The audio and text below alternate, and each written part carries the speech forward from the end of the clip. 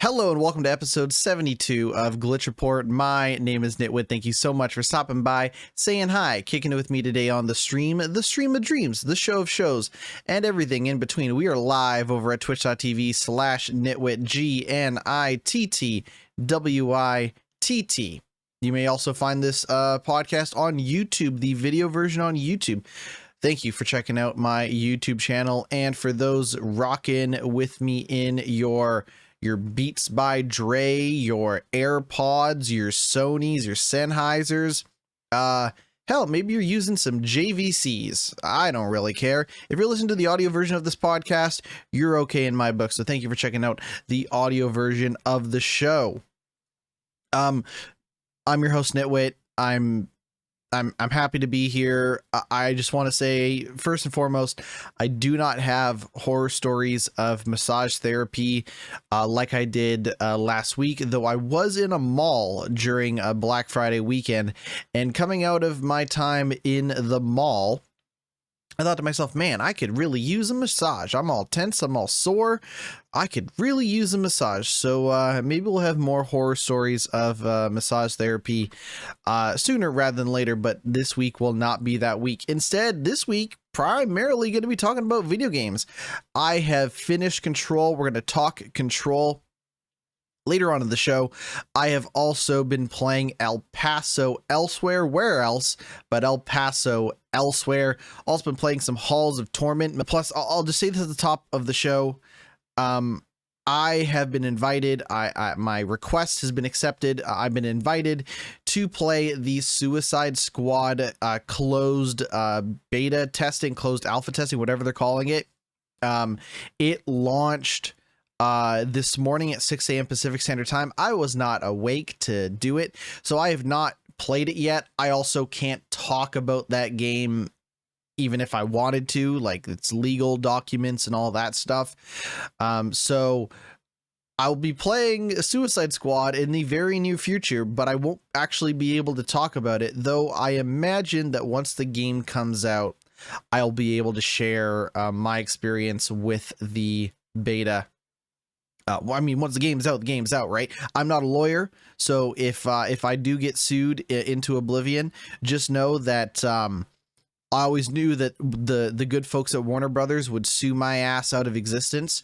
Get fucking prosecuted by Two-Face, Harvey Dent, some bullshit, just for trying to play some damn games. But anyways, Suicide Squad, the closed beta, alpha, whatever they're calling it. I should have read the email more closely, but I didn't. I just said, give me the link, give me the code, let me play this game. And I haven't actually not had a chance to play it. So that's what I got going on. And let's kick things off with news. Again, no goofing around, no storytelling. Let's just get into it right now. And this is an interesting article. You might be doing some holiday shopping. I know I am. The problem with holiday shopping, at least for me personally, is I am guilty of spending a decent amount of time, energy, and money on myself. I've definitely get myself a little treat here and there, a little something here and there. I mean, we'll talk about my Black Friday games purchases in a moment, but I'm guilty of it. I can't help it. But there's a report that just came out about what gamers, and what kids and gamers and what sort of game related stuff people are asking for this year for Christmas and the holidays and so forth. And this is data that was collected by the Entertainment Software Association, your friends and mine over at the ESA. And they have some new data showing what kids want for video games in terms of video game related gifts. The data shows that kids don't want new games, or at least they don't want new physical games. Though I imagine if you're going to give somebody a present, and I'm guilty of this, I've definitely, first and foremost, I primarily play games on Steam, on PC, and I have definitely gifted friends digital games because you can do that on Steam through friends and all this stuff. So I've definitely been like, here you go, here's a game that's like showed up in your email. I'm guilty of it, but kids probably aren't checking their emails. They might not have emails. So the idea of giving them a digital game might be a little bit harder to do so. But it seems like most kids don't actually want physical games this year. Instead, they are looking for digital currency and video game subscriptions. It seems like, you know, when it comes to digital currency, that tells me that these kids are playing, you know, only a small selection of games, right? They want their Vbucks. I mean, I got Vbucks.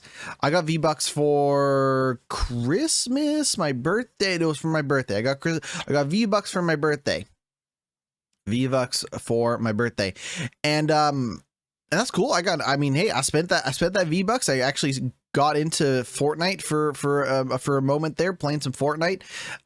You know, bought me a John Cena, among other things.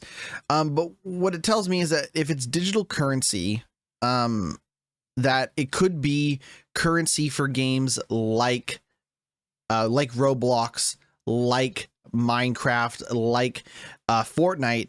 And for subscriptions, I mean, how many kids are really out there playing World of Warcraft, right? So I imagine that for subscriptions, and I'm just kind of spitballing here, we'll dive a little bit more deeper into it in just a moment. But to me, digital currency says currency for select games, and subscriptions are things like PlayStation Plus and Game Pass. And I'm going to say right now, if you're balling on a budget, if you're, you know, thinking about getting video games for kids this year, I still think that if you got an Xbox Series S with Game Pass, you know, especially considering a lot of the free to play games like Fortnite don't require Xbox subscriptions. But if you got a kid something like an Xbox Series S and Game Pass, I think they would have more games to play than they know what to do with. But again, we are seeing this trend of people playing, potentially kids included, playing less and less games as the years go on, right? Kids are just playing Fortnite or Minecraft. They're not necessarily playing through 10, 12, 20 different games throughout the year, as perhaps with years past. Now, in 2022, 90% of video games sold in the UK were digital. It's not surprising that few kids are asking for new physical or few new physical games. But what might surprise you is how most kids just want Vbucks or in-game subscriptions. So, the data shows that gifts to kids 10 to 17 years old in the United States are asking for... Let's see here. According to the ESA, the most requested gifts were video game related, according to this data, making up 72. So of the kids here, I'm trying to get this data correct. So between kids 10 to 17 years old, 17% of between 10 to 17 years old, 72% of the kids that responded to the survey said they wanted something video game related. The split was 86% of boys and 59% of girls asking for video game stuff. Game subscriptions was 39%. Then in-game currency was 29%. And then 22% was actual physical games. Kids are like, yo, dog, I want Starfield for Christmas. I want Forza Motorsport for the holidays and things like that. The problem is that there is no clarification on what game subscriptions are. I can obviously tell you, yo, Vbucks are in-game currency. The problem is that there is no clear definition of game subscription. So it could be Game Pass, it could be PlayStation Plus, but there are also subscriptions, monthly subscriptions that people can do for Roblox, Fortnite, and Grand Theft Auto Online. Though I'm going to tell you right now, listen, I played Grand Theft Auto at a young age and I turned out okay. Ish. That being said, if you are a 10-year-old playing Grand Theft Auto Online, good luck to you in the rest of your life. That's all I'm going to say. So anyways, we'll just kind of kick things off talking about the holidays. And it seems like kids, video games, they're looking more for V-Bucks and Roblox dollars than they are Halo, Starfield, and so on and so forth. That's not the most hard-hitting news. We have actual other hard-hitting news. This article comes to us from Video Games Chronicles. As always, shout out to Video Games Chronicles. Rockstar, the company Rockstar, speaking of Grand Theft Auto, Rockstar's co-founder Dan Houser, I almost said Danhausen for a moment. That'd be funny. I bet Danhausen could make a video game. I bet Danhausen would make a... You know what? Before we get into this, I'm just going to say, most wrestling video games are bad. Most wrestling video games are terrible. We know this from pretty much every wrestling promotion that ever had a video game. You know, whether that be WCW, ECW, TNA had a video game at one point. Former Impact company, now known as TNA, again, TNA had a video game, WWE, AEW. If we've learned anything, is that most wrestling games that try to simulate the playing of wrestling video games are bad. And what I'm here to tell you is that they should let Danhausen make an adventure game. I want an adventure game where Danhausen walks around backstage at an AEW show talking to people. You get dialogue trees. You can curse people. You can make decisions. You know, it'll say fucking you know, Paul White will remember that or some shit after talk. Anyways, not to confuse Dan Houser with Danhausen. But that's my idea. The AEW should make an adventure game where you play as Danhausen and you talk to people. Rockstar co-founder Dan Houser's new studio has revealed its first two projects. So the Rockstar was kind of founded by two brothers, Dan and Sam Houser. Sam Houser is still with the company, but it is still a pretty big shakeup to have the two founders of one of the most successful video game companies of all time kind of split off and do their own thing. It's kind of like the Coen brothers for my film buffs out there. And what we're seeing right now is, you know, Absurd Ventures is the new company, and they're referring to themselves as a transmedia company. And it seems like they're doing things beyond just games. There are going to be this seems either ambitious or it's vague. I can't tell the difference, but Absurd Ventures, which is founded by Rockstar co-founder Dan Houser, has two projects underway. The first is called American Caper, which will begin life as a graphic novel. I don't know if it's going to be a series or what. And then they also have a project called A Better Paradise, which is an audio fiction series. I don't know what an audio. I'm assuming it's a podcast. I'm assuming that they're going to do some sort of like audio podcast or something like that. They do offer some kind of summaries of what these projects are. American Caper centers on two normal, badly damaged American families in a world of corrupt business, inept politics, and bungling crime. Absurd Venture says. They also said that A Better Paradise is described as an existential suspense thriller set in the near future. The 12-episode series is being co-produced by Q Code Media.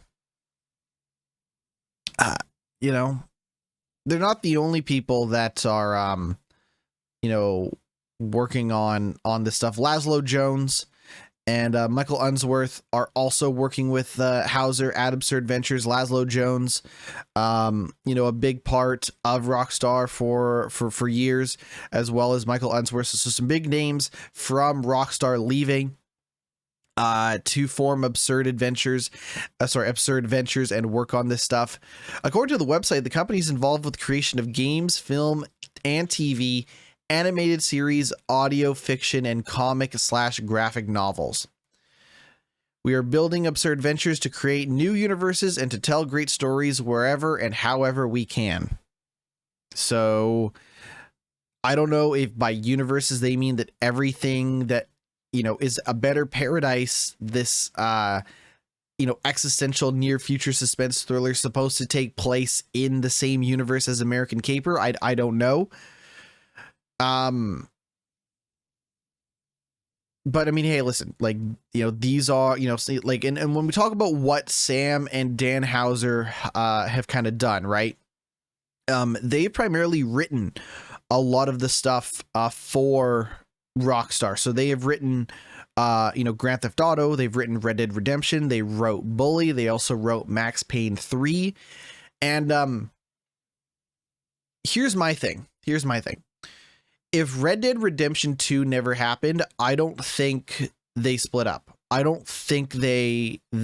think Dan Houser would still be with Rockstar today if Red Dead Redemption never happened. That's Red Dead Redemption 2 specifically. Because the thing with Red Dead Redemption 2, the writing in that game is so unlike anything that Rockstar had done before. It is the most personal. It is the most touching. It is the most thought-provoking. It is the most like emotionally evocative, and well-written. Like, it's not just that it's good; it's that it touches on like what it means to be human in a way that no other Rockstar game, even Red Dead Redemption 1, has done before. So if I'm the guy who wrote one of the best video game stories, one of the best video game protagonists, one of the best video games of all time, yeah, I could see a scenario where, you know, I form a company and it's all about storytelling, regardless of the way they tell stories, right? If they're going to do a podcast, they're going to do a graphic novel. If they have stories to tell, I could see this potentially being a really big thing. So Absurd Adventures, look out for Absurd Adventures soon. No word exactly on when to expect this stuff other than 2024. For both American Caper, the graphic novel, and A Better Paradise, the audio fiction series. Speaking of Grand Theft Auto Trilogy. If you don't know, there were a lot of Grand Theft Auto games on the PlayStation 2. When we talk, there were more than 3. But when we talk about the Grand Theft Auto Trilogy, we are talking about Grand Theft Auto 3, Vice City, and San Andreas. That's kind of what we refer to as the Grand Theft Auto trilogy. It isn't 3, 4, and 5 or whatever. The trilogy is 3, Vice City, and San Andreas. Now, those games were remastered and basically put together as the trilogy, the definitive edition. You can buy those games on PC, you can buy them on PlayStation and PS5 and Xbox and all this stuff, okay? And I don't know, I'm going to go to Steam. You know what? I'll go to PlayStation. You know, they always say fact-checking ruins podcasts. It completely destroys the flow of a podcast, but I'm going to double check anyways. Okay. So it'll probably be on sale if it isn't on sale at some point, but you can go buy the Grand Theft Auto, the trilogy, the definitive edition on PlayStation. It will get you all 3 games. You cannot buy them separate. At least it doesn't seem like you can here. You'll get all 3 games. The point is that there's going to be another way to play those games if you want, because they're coming to Netflix. I'll say this again. Grand Theft Auto, the trilogy, the definitive edition, is coming to Netflix December 14th. Now you might be thinking, GnittWitt, Netflix has games. Yes, we've talked about this before, and I know when I actually started to see some of the reception to the story, a lot of people were like, what? I can play, Netflix has games? What the fuck? What is going on, right? How do I play Netflix games? Well, I will say it again because Netflix has done a poor job of doing it. If you have a Netflix subscription, you can play it on your Android device. You can play it on your phone. You can play it on your iPad, whatever, right? and it will support controllers as well. So yeah, you might be playing iPad on like you might be playing Grand Theft Auto on like a 10-inch iPad, but you can play it on a controller if you would like. And those are coming for free as part of Netflix's kind of growing games library. They also talk about their, cloud streaming stuff, but December 14th, you can play GTA 3, Vice City, and San Andreas on Netflix. Dragon's Dogma 2, the sequel to Dragon's Dogma, now has a release date. That is March 22nd, 2024. They had a showcase showing off more of the game. And there's really two things to note here. March 22nd, 2024. And also, Capcom is referring to this as a premium game, a premium, like, next generation game. It is going to be $10 more than their past games. So, in the United States, Street Fighter and Resident Evil were $60. It is going to be a $70 game this time around. And honestly, I think it makes sense. People are Dragon's Dogma, the first game, was such a slow burn in terms of positive word of mouth that Dragon's Dogma is probably hotter now than it was when it came out. So the timing is perfect for this sequel. I think people are really excited for the sequel. I am not the biggest Dragon's Dogma guy, but then again, I've never really played too much of it. I did briefly play a demo of it. But it seems like, this is hot, and I think it makes sense to strike while the iron is hot and make that game a full price game. So not much else to say. The action RPG sequel coming out March 22nd, 2024. I forgot to add this to the show. We'll quickly cover it now. So Sony is, as we talked about, working on a variety of live service online multiplayer games, including the Last of Us multiplayer game that may or may not ever see the light of day at this rate. And one of the things that they've been working on is a Horizon massively multiplayer online game. And there was a report that kind of talks about more of that game. But with that report coming out, Sony has now announced a strategic partnership with NC Soft. If you don't know NC Soft, they are a company that has a lot of expertise in kind of massively multiplayer online games. They're the ArenaNet people, so they do games like Guild Wars, for example, Lineage. They also have done City of Heroes, City of Villains. They are a kind of expert in these online games. They're also working on Throne and Liberty, just to name a few. They also did WildStar. I mean, WildStar is maybe not the best example because it's not around anymore.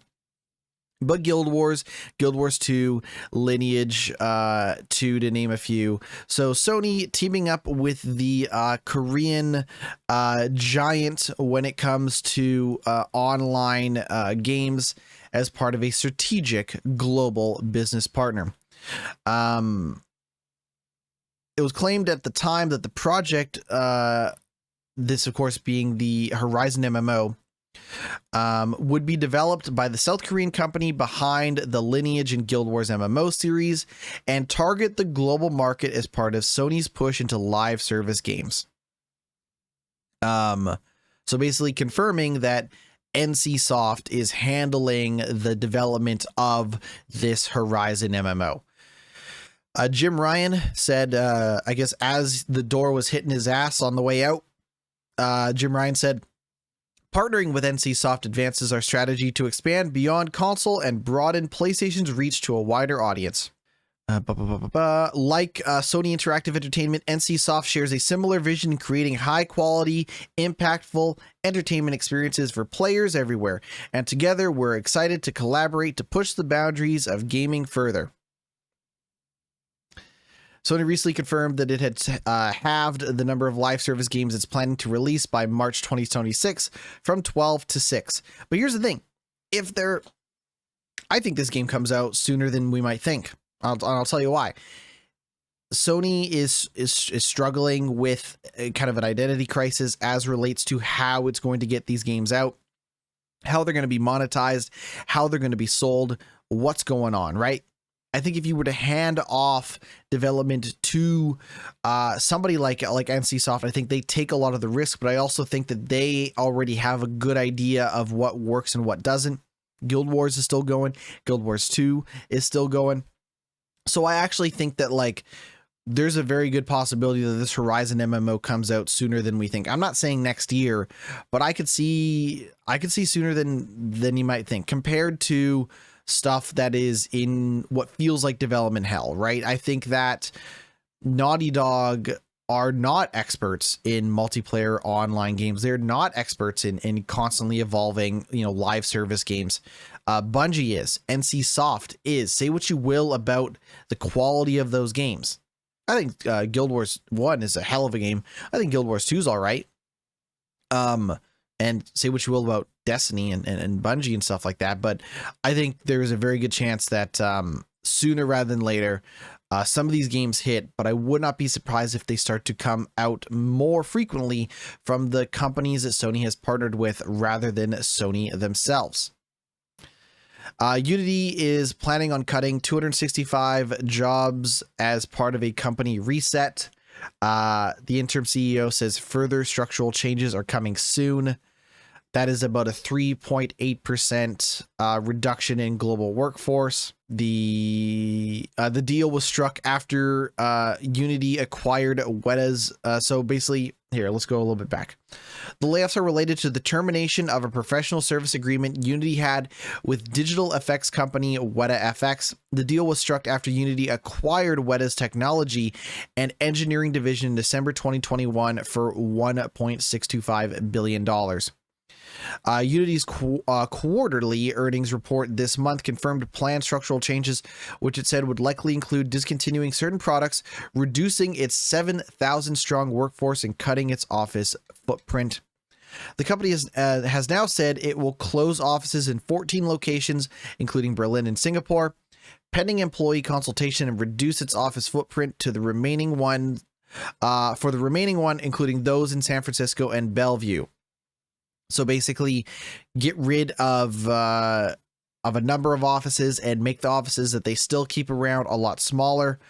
Employees will no longer be required to work from office 3 days per week, while office-based services will be reduced. So, hey, I guess you get to work from home if you get to keep your job at all. That doesn't sound so bad.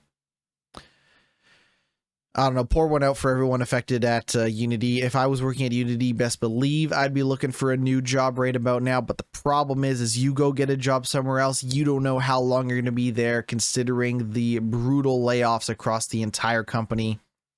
I don't even know if we're going to get to Embracer Group news today because, they're just cutting people left, right, and center all the time. It's hard to keep track.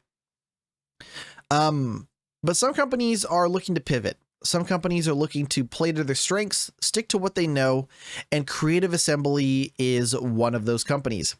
Sega says that Creative Assembly will return to genres it knows best after the Hyenas cancellation. If you remember, Hyenas was the online multiplayer first-person shooter where you were extracting, kind of items from the environment and taking it back, kind of like a heist sort of first-person shooter game. Now, Creative Assembly are not necessarily experts in that type of game. They are best known for making strategy games, real-time strategy games, and Sega has confirmed that that is what they're going to go back to making. If you remember, the Japanese publisher announced in September that it was canceling the game shortly before it was supposed to come out, and that was following at least 6 years of development on the project, so they took those 6 years and flushed it down the drain. Of course, Creative Assembly suggested that the game was canceled due to ambitious plans and high competition in the multiplayer shooter space. I totally get it. During financial results briefing presentation that was held this month, at Sega Sammy Holdings, President and Group CEO Haruki Satomi stated that the developer was working on a genre it didn't know well enough, resulting in the game's cancellation and a number of redundancies. Makes me wonder, did Sega tell Creative Assembly to make this type of game, or did Creative Assembly decide to do this on their own? Satomi said each studio has its own strengths and weaknesses, but the favorable winds of the early COVID-19 period, coupled with the strong performance of each title, led us to adopt a strategy of accelerating more, even in areas where those studios have not tried yet for further growth. This is maybe a rough translation, but this is what Satomi said nonetheless. However, some studios did well and some did not, so we have decided to focus again on the strengths of each studio. To put it simply, Creative Assembly was good at offline games in the real-time strategy genre, but they took on the challenge of developing Hyenas, an online game in the first-person shooter genre. However, although the game itself was good, we decided to cancel the development of Hyenas because we did not think it would reach a quality that would satisfy our users when we considered whether we could really operate this as a competitive online game for a long period of time. So basically, the development of this game focused around the idea that people would continue to play it for a long period of time and maybe not drop it after 6, 12, 18 months, something like that. And whereas, with the RTS genre, people might play it for a long period of time, but it isn't designed typically to extract a lot of money, multiple purchases and things like that over that period of time. It is maybe developed in a more modest way, assuming that players may only buy the game and then that's it, and then they play it, right? And say what you will about the way that they sell games, but to me, it always seemed like if you were a fan of real-time strategy games, if you're a fan of those types of games, Creative Assembly were kind of one of the few companies still doing it and still doing it faithfully. So the idea that they were going to take on this first-person shooter genre seemed like maybe a bad idea from the start. Embracer Group has said that, we kind of talked about this last week, the Embracer Group has said that Free Radical Design, the Time Splitter studio, is facing closure before Christmas time. So happy Christmas to everyone involved. Yeah, we got a couple other news stories and then we'll take a break. Let's get through these next two news stories and we'll take a quick break. It might end up being a shorter podcast, but I'm okay with that. Bethesda has confirmed the Fallout TV show is canon in its first official preview. I'm sorry, I have to tell you that this is somewhat of a visual news story, so you're going to want to look up, basically the official pictures and stuff that they put out for the Fallout TV show. But they have confirmed that the Fallout TV show does exist within the Fallout timeline. Showed off a couple of pictures. One is what I believe to be a ghoul. A ghoul is a type of character in a type of monster character mutant in the Fallout series. Some of the ghouls can be humanoid in the sense that they can talk and they are not like zombies, and then some are just flesh-eating zombies. Anyways, we have a picture of a ghoul wearing a cowboy hat. So yeah, and I think makeup and stuff like that on a TV budget can be hit or miss. I think this looks all right. I think like when I see this cowboy ghoul dude, I'm like, that looks like a character in Fallout. So far so good. The Fallout show looks like a Fallout show. It is going to be coming out on Amazon Prime, April of 2024. And I think it looks good. From everything they have shown so far, I think I like Fallout's a weird thing. This weird mix of post-apocalypse with these pre-war aesthetics, but also future sci-fi as depicted, from pre-war, basically like pre-war sci-fi interpretations of what the future would look like, mixed with post-apocalyptic nuclear winter. It's a weird series, and it's a weird series to adapt to a TV show, because in my opinion, the main plot of the Fallout games are some of the least interesting things about Fallout. I think it's more about the side characters and the you know, kind of the smaller discoveries along the way, the side quests, for lack of a better word. But I'm willing to give this a shot. I have Amazon Prime and I'm not going to give it up anytime soon. So I'd be willing to check out the show when it comes out April 2024. Now, this is a weird news story. I almost sort of ran with this at the top of the show before everyone lost interest in listening to me talk. But Starfield is a game that some people like, some people don't like, some people hate, but I don't know how many people love Starfield. Like we talked about the Game Awards, you know, some time ago. I just can't imagine a scenario where somebody says Starfield is the greatest game of 2023. I mean, some of those people might exist. Some of those people probably don't get out much. They might look like a ghoul from Fallout. I'm joking, but yeah, I just feel like Starfield is a game that, you know, kind of, it's a mixed bag. Let's say that. It's a mixed bag. And the user reviews for Starfield on Steam continue to drop. The game is now at a mixed rating on Steam. So if you're on Steam, you can read and write user reviews of every game that you own. You have to own the game, whether you got a copy for free or whatever. And now it seems like the reviews have gotten to the point where some of the Starfield developers have started responding to some of the reviews.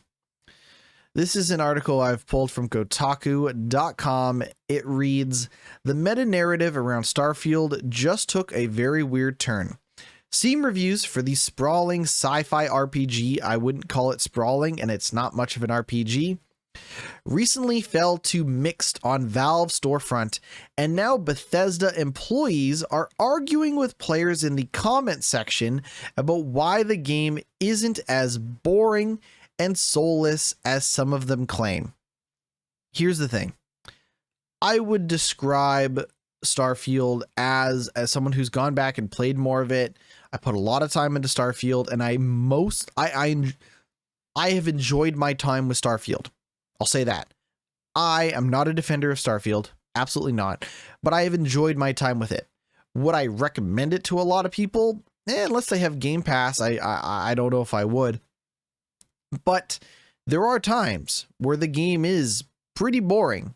There are times when the game is pretty soulless, and I like it despite of those flaws. So let's just get that out of the way.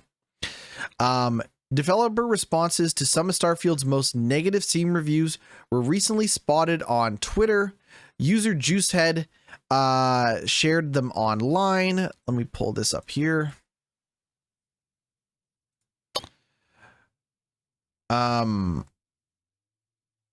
So I don't have the user review in front of me, but I have a response. Bethesda _Falco Yamoka, which has a developer tag on it, gave this response on November 9th. They said, "Hi there." So I don't have the user review, but here's the response to the user review. This developer from Bethesda wrote, "Hi there. Thank you for taking the time to provide your review. We are sorry to hear that you were disappointed with encountering many loading screens while playing.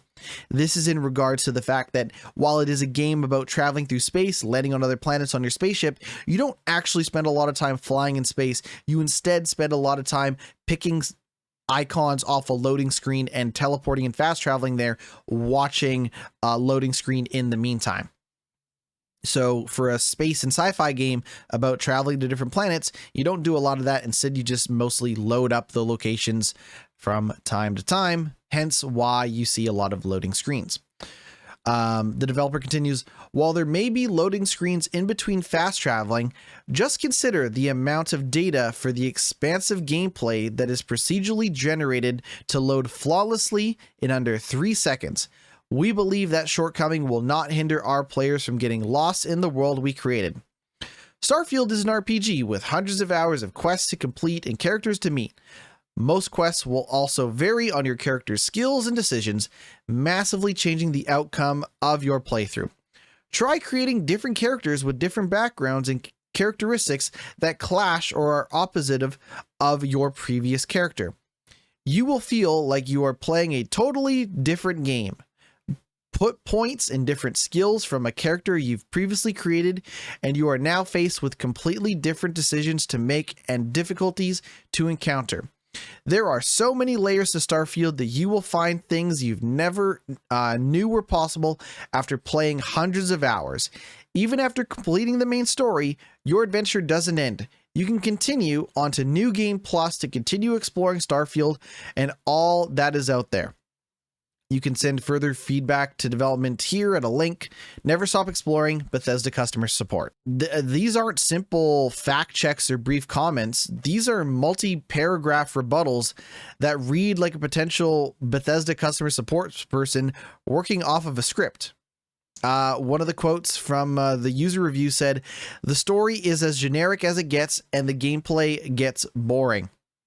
And this is from a user who posted a review to Steam on November 27th. The user had amassed 75 hours of playtime. So they played Starfield for a significant chunk of time. They said, "I wish there was a reason to even bother exploring planets and building outposts. Everything is fun until you do it once. Then it's all repeating. Then it's all a repeating, soulless chore." Other responses are much more pointed, with Bethesda pushing back hard on criticism of Starfield's 1,000 planet galaxy as boring.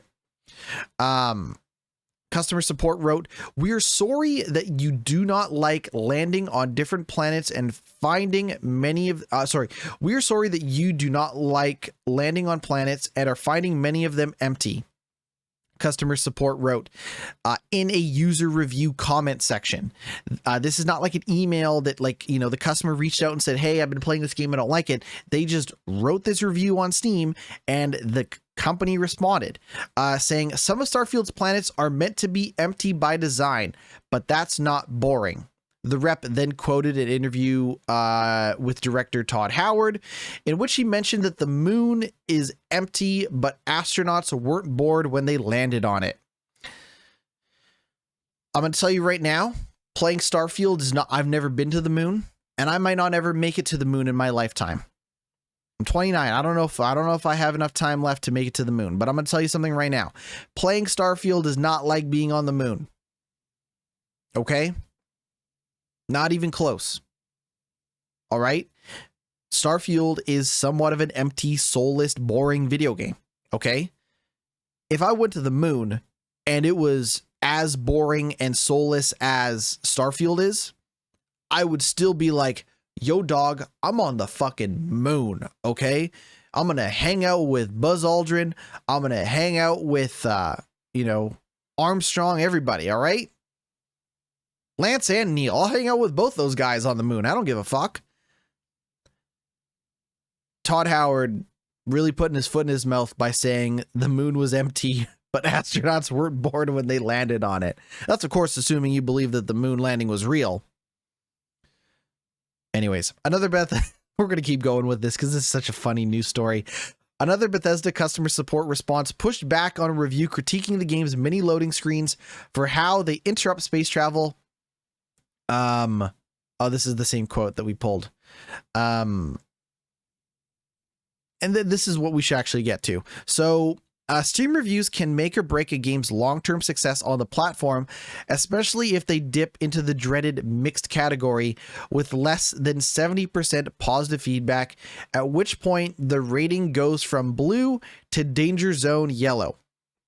And Starfield recently crossed that threshold in a rush of new sales ahead of the Thanksgiving holiday weekend. But it's rare to see a studio actually push back against subjective assessments and basically tell users they're playing the game wrong, which I definitely agree. But it's far from a bad game. It's clear the long-awaited space RPG from makers of Fallout and Skyfield, from Fallout and Skyrim hasn't blown away everyone like some fans might have hoped. Kotaku's review lays out both the good and the bad. But also the game was not, really represented in the Game of the Year nominations, which I think makes sense. And apparently the amount of players still playing it on Steam continues to shrink. So as reviews get worse and worse, the player base continues to shrink. It isn't an online game, so you can play it by yourself. But the other thing is they haven't added new content. So like I've played like 100 hours of Starfield. I've not seen everything there is to do in Starfield, but at some point I'm going to move on and I'm going to play something else, even if I haven't put, every planet through its paces and shit like that. Also, I'm going to tell you right now, if you've seen, I don't know, there's like 1,000 planets. Once you've landed on, I don't know, 30, 40, 50 planets, you've seen them all. No offense to Bethesda, but you can't fool me. You land on enough planets in Starfield and you have pretty much seen everything that game has to offer in terms of all the planets you'll see, all the places you'll never actually get to. Let's take a quick break. When we come back, we're going to talk about Control, El Paso Elsewhere, Halls of Torment. Stick around. We'll be right back. Hello, welcome back to the podcast. All right, let's do this for real this time. For reals.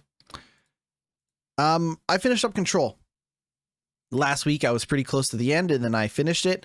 I also went through and played the DLC for Control that ties it to Alan Wake. Now, there is some brief mentions of Alan Wake during the main game in Control, but it isn't really until you actually get that DLC where it's like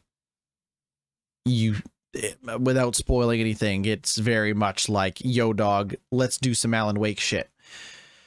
So I finished up Control, and I'm going to tell you something. Let me tell you something, brother.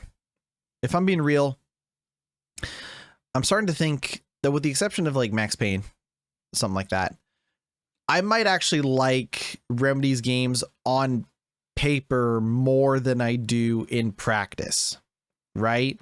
There's just, between Alan Wake 1 and Control, there's just a couple of things between those games that really get in the way of my ability to completely enjoy them. In the case of Control, I think it's navigating some of that environment. I think it's, some of the weird difficulty spikes in combat. I think it's how much combat there is. They know that it's a better shooting and playing game, so they throw what feels like a lot more combat at you, especially during the DLC. And I just feel like in the case of some of these Remedy games, their reach is a little bit shorter than their grasp. Whether it be mechanically, whether it be, some of the storytelling elements, like they're really cool. They're really cool, and I want them to continue making great games. But I have come out of Alan Wake 1 and Control wishing I liked it more than I did. So that's why I did not end up picking up Alan Wake 2. I was very much gung-ho, like, let's finish Control, let's play through Alan Wake 2. And I still plan on doing it, but I think I'm going to wait until it's at a significantly reduced price on the chance I bounce off of Alan Wake 2 for any reason. Because, yeah, like, they set up some cool stuff, but then in the Control DLC, they introduced that lighting combat mechanic that you found in Alan Wake 1, where you have to use a flashlight on the enemies to soften them up before you can attack them. And it's like, that was some of the worst stuff in Alan Wake 1. I don't want to do it again. I don't want to do it in Control, and I certainly don't want to do it in Alan Wake 2. Even if I put the game difficulty on easy and all that stuff. So, listen, I think Control is pretty cool. I think Control is a very cool game, and I think Alan Wake 1 is a cool game. But maybe not cool enough to get me to immediately jump onto Alan Wake 2. Though I would like to see what they do with, it's their most recent game. Control's a few years old, and Alan Wake 1's even older than that. So I'm willing to give Alan Wake 2 a shot, but I'm just going to wait until it's quite a bit cheaper. So on paper, Control is very much influenced by things like X-Files and the Twilight Zone and, that sort of stuff with action, decent action shooter gameplay with crazy power-ups and abilities and a big, wild, environment to explore. But what if someone took those influences, what if someone was influenced by Remedy?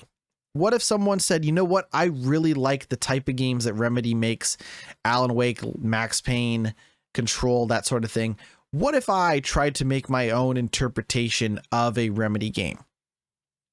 And that's exactly what El Paso Elsewhere is. El Paso Elsewhere on paper is like, what if Mad Max was for the PlayStation 1,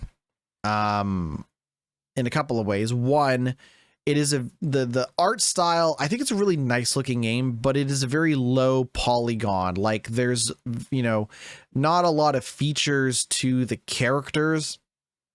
When they talk, you can't see their mouths moving, stuff like that. They're kind of blocky, kind of, again, very PS1 looking. However, the lighting is really, really nice. They have some really nice modern, kind of tech in terms of,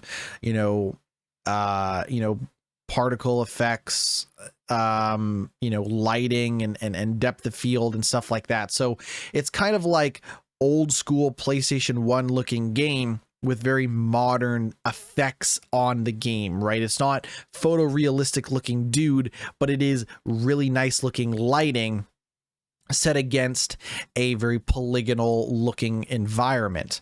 So that's why I would say, even though Max Payne 1 came out on the PlayStation 2, I'd almost say that this game looks older than like a Max Payne 1 from a polygonal standpoint. From a lighting standpoint, it looks very, very modern and nice looking, though it doesn't have ray tracing or anything like that.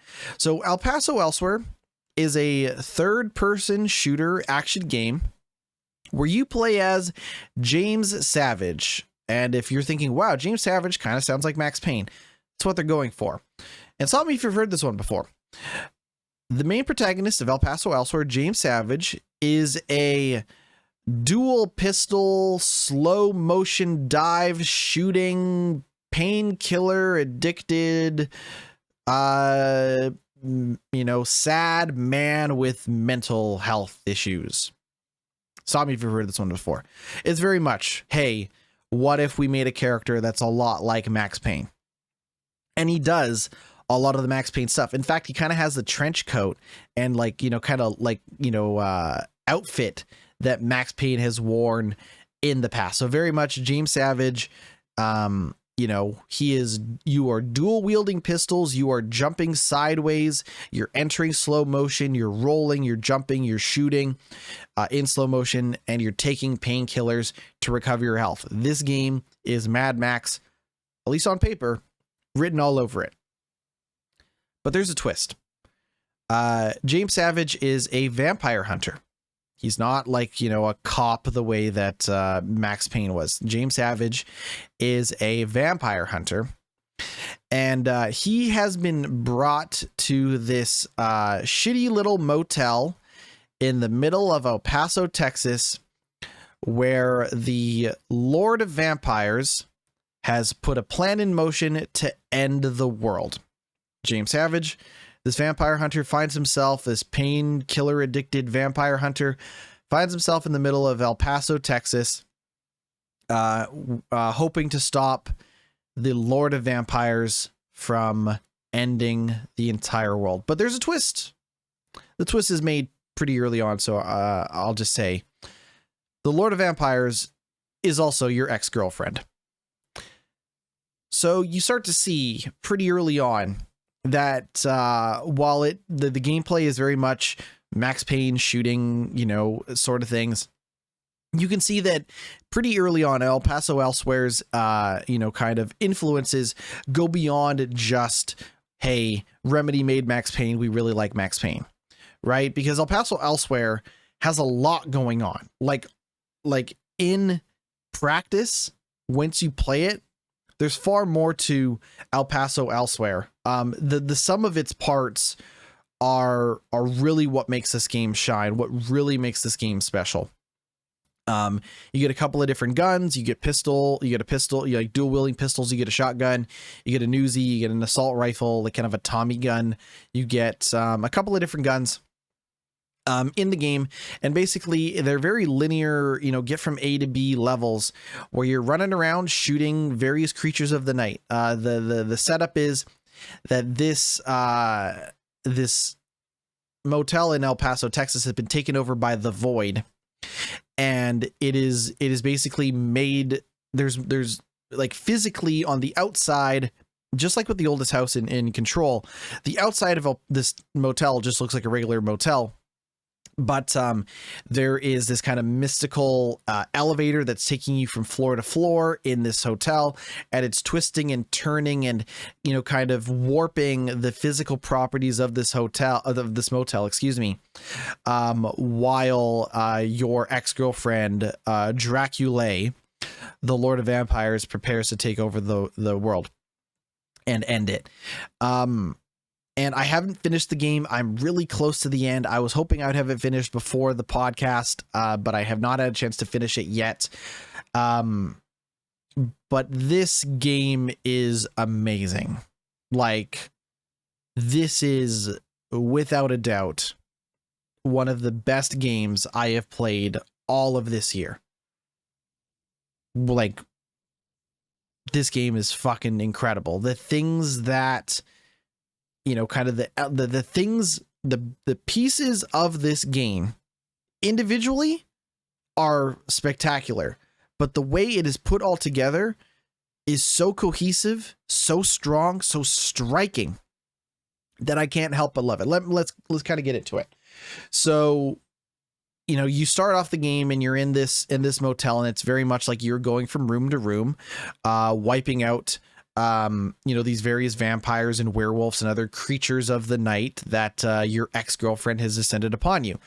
But it doesn't take long for it to become very weird, right? You'll enter into a bathroom, and this bathroom has like hundreds of toilet stalls in it, and you're like, wow, this is a really weird and big bathroom. And every door in this bathroom is exploding because a werewolf is jumping out of this bathroom stall to kill me, and there's pills on the counter and all this stuff. And like I said, the environments can become very warped and very twisted and very weird, kind of skewing from the actual physical properties of the motel. So you do get a lot of that, flavor of Remedy, where it's like, like the world of Control and Alan Wake get twisted by the realities and by reality and distortion, and El Paso does that as well.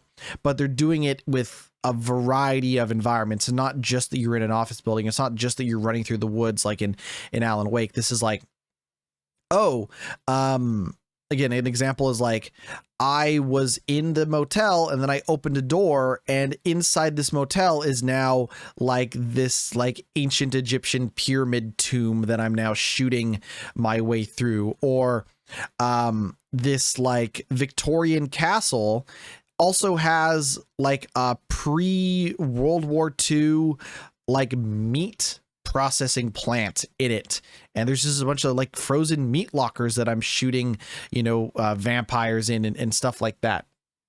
And the game does a really good job of giving like emotional story context for why the environment is the way it is, why it is shifting, why it's twisting, why it's turning.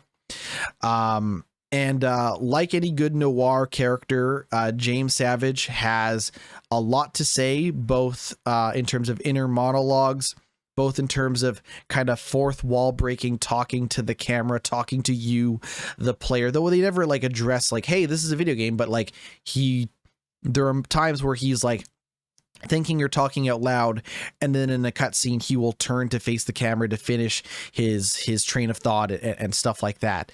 And the voice acting is incredible. The voice acting is so fucking good. Like it is like James Savage, the character, definitely slowly begins to lose his mind over the course of the game.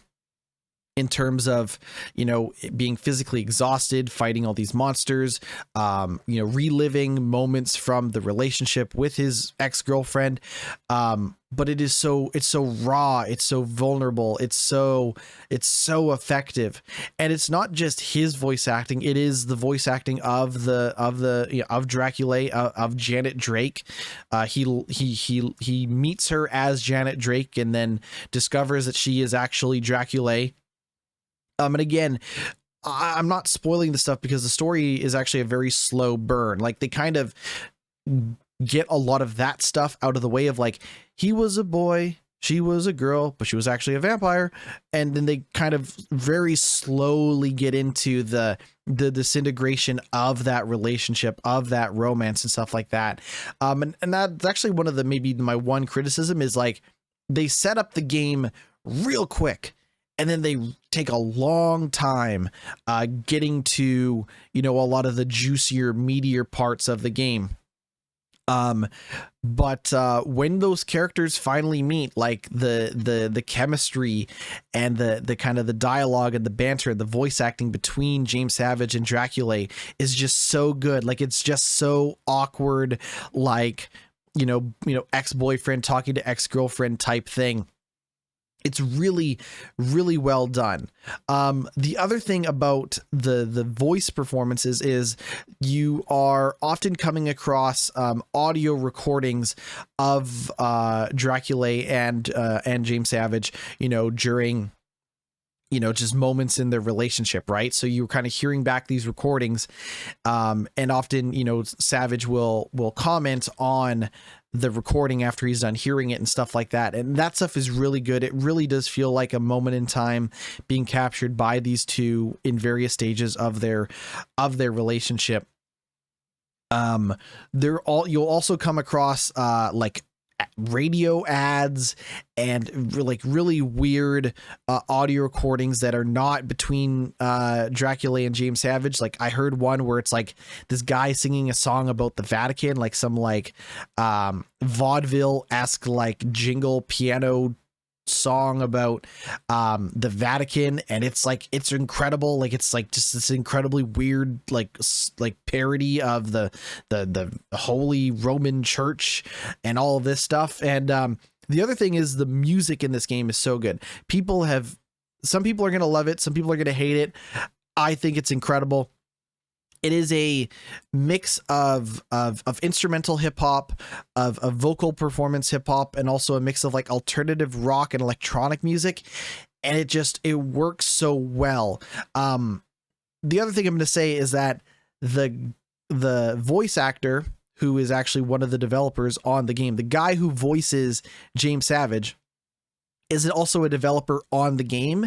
And this guy also raps on some of the songs in the soundtrack. Now, I have a theory as to why he raps on the soundtrack, but I haven't actually been able to confirm it yet because I'm not done the game. I have a theory that that is actually the main character. I suspect that James Savage, the vampire hunter, the guy who is planning on not murdering, it's not really murder if she's a vampire. I don't know how it works, but the guy who is fighting through these demons and werewolves, who's the main character who is planning on killing his girlfriend to stop the end of the world. I believe that he also moonlights as a rapper, and that is why the main character's voice actor also raps on the soundtrack for some of the levels. This is what I suspect, is that he's not only a vampire hunter, but he's also a rapper. This is what I think. Anyways.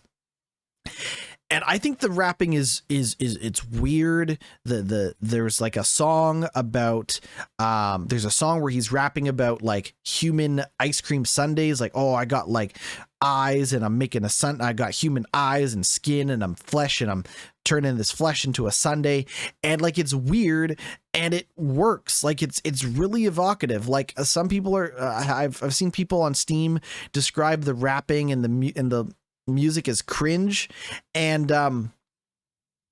maybe it is a little weird, maybe it is a little off-putting, but it just works. Like in this scenario where this ex-boyfriend is slowly losing his mind in this motel as he fights demons and monsters, like rapping about ice cream sundaes made out of human flesh isn't that weird in the context of everything else in the game.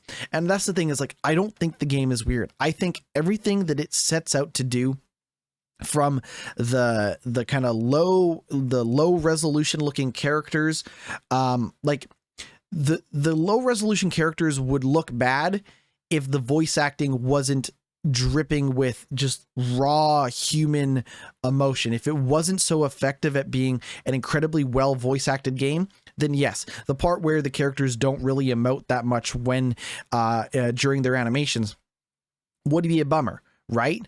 But also the fact that they got this incredible voice acting performance and this really weird rapping from it's not even that weird. It's good. Like I would, you know what? I would probably listen to the soundtrack.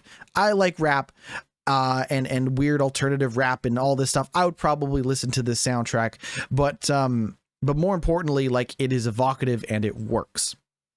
And even some of the instrumentals are really, really great as well. And there's a ton of, moments where like the soundtrack really matches up with the environment that you find yourself shooting your way through and all of this stuff. And like I said, there's some really funny moments with, James Savage's very dry, kind of observations on the world. Like there's times where he's talking to himself. There's times where he's commenting on what's happening, what he just did.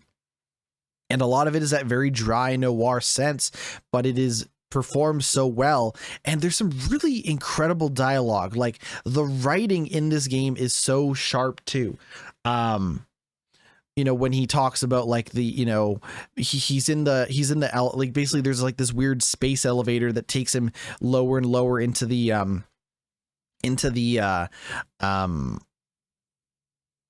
motel, and he's saying that like since breaking up with Dracula, he's learned more about her than he ever did during their relationship, because she was so secretive, so standoffish at times. She had walls that she put up.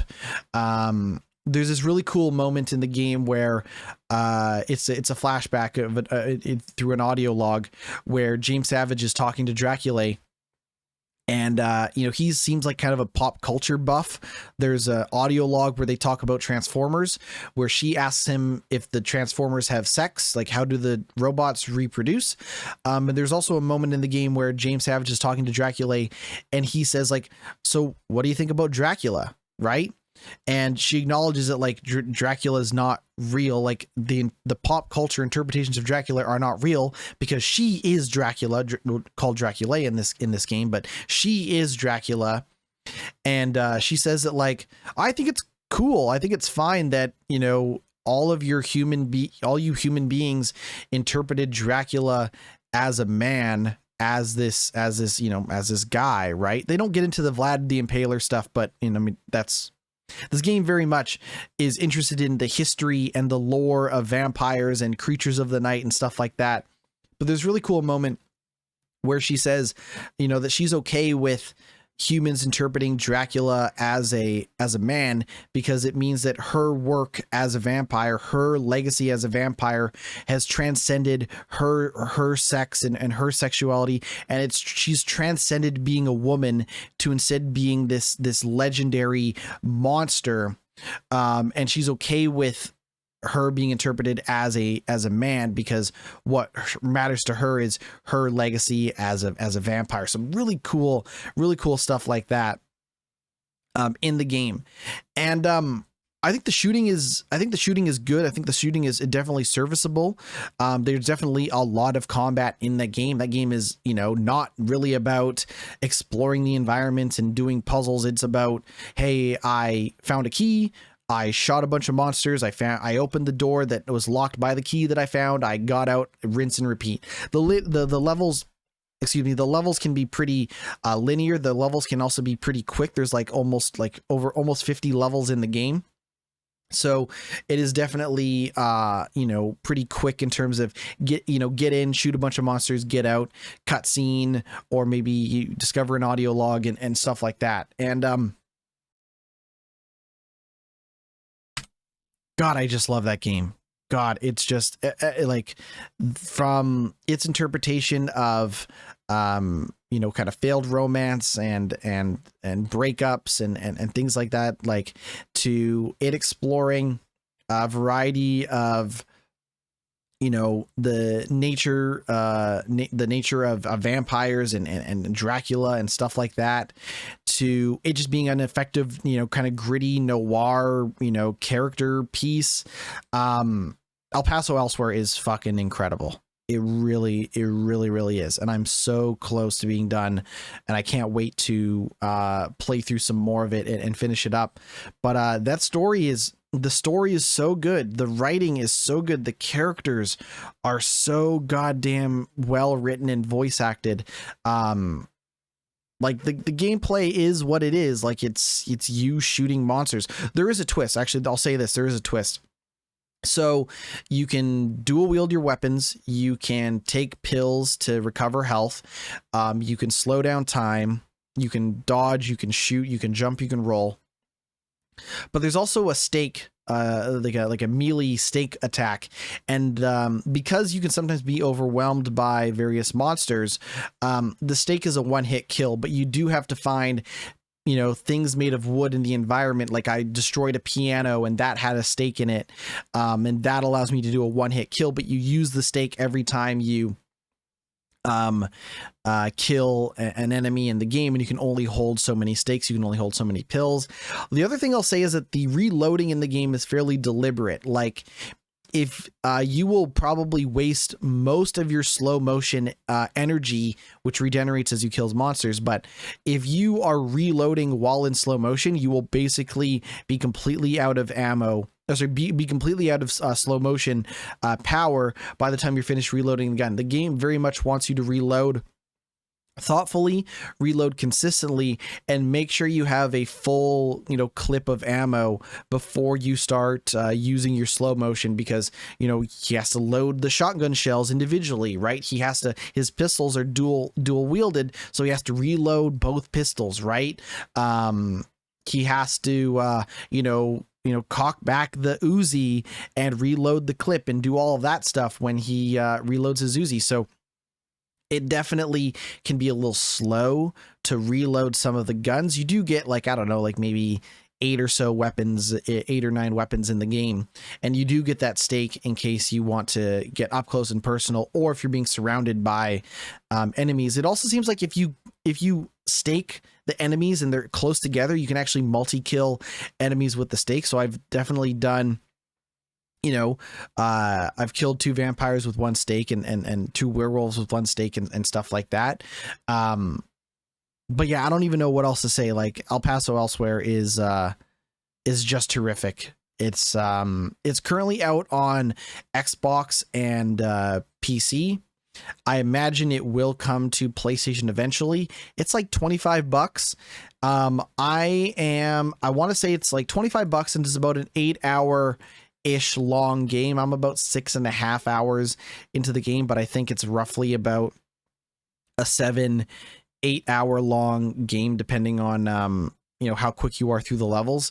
For $25, I don't think you're gonna find a better game for that price this year, honestly. Like, if you're okay with like some Max Payne style shooting, like if you're okay with the game being heavily influenced by Max Payne, but then venturing very far off into being its own thing, El Paso Elsewhere is unbelievable. Like, I've loved individual pieces and parts of the game, and I love what that game is as a whole. I cannot recommend El Paso Elsewhere enough. That is one of my favorite games of this year. And then finally, the game that I'm like kind of slowly picking at is Halls of Torment.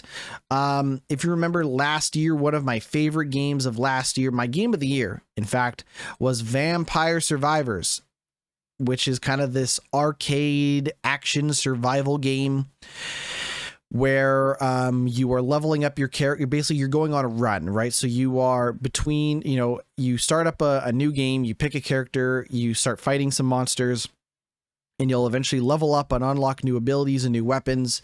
But once you die, you have to restart everything over, but you will carry some upgrade materials, money, and stuff like that into the next game to make your character more powerful.